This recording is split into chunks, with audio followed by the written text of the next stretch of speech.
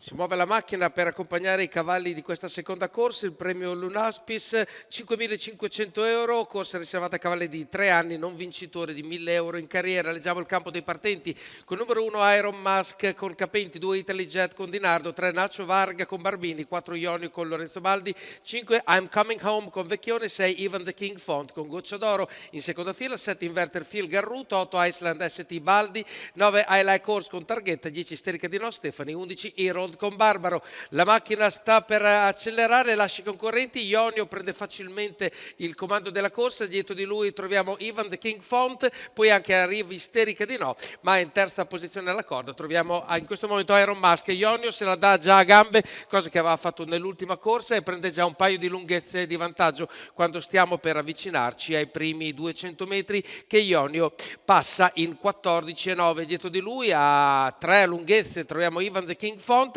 sbaglia il numero 1 di Iron Mask e quindi se la giocano per il terzo posto. Iron a destra Mask Isterica di No e il numero 7 di Inverter Film, ma sono a questo punto ad ampia distanza rispetto al primo. 400 metri in 29,7, 14,8 per la retta delle scuderie Lorenzo Baldi, numero 2 non lesina l'andatura. In squalificato. fondo al gruppo vengono eliminati altri cavalli, in questo caso Italy Jet. Arriviamo ai 600 metri in 45 spaccati, un lieve rallentamento, 15,3 per la curva, e comunque Ionio sempre con un buon margine su Ivan the King Font, e a distanza arriva Isterica di No, poi abbiamo il numero 7 di Inverter Phil e a destra prova a navigare in avanti Nacho Varga.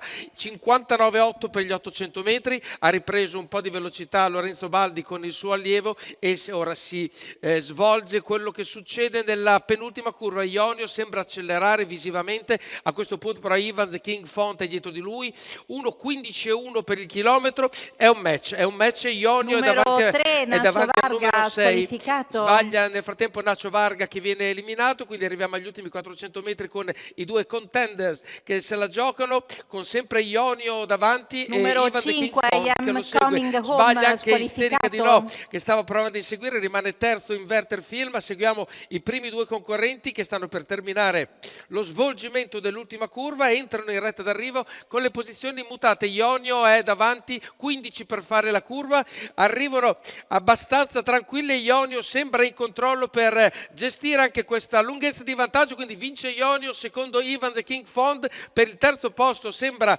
portarselo a casa Iceland ST sul numero 9 di I Like Horse, 1,14,7, 2,04 per completare questo percorso. Vince Ionio, l'altra volta si era fermato a 300 metri dal palo, stavolta se l'è portata a casa. Questo allievo di Lorenzo Baldi sia come allenatore che come trainer del signor Fakir, e poi figlio di Adrian Chip e di Omnia, questo maschio che Lorenzo Baldi ha interpretato alla perfezione, precedendo il numero 6. Numericamente andiamo a vedere tutti i cavalli che completano i primi 5 posti, quindi al terzo posto vi confermo quando arriverà l'8 e poi il 9 e poi il numero 7. Questo per chiudere il racconto della seconda corsa.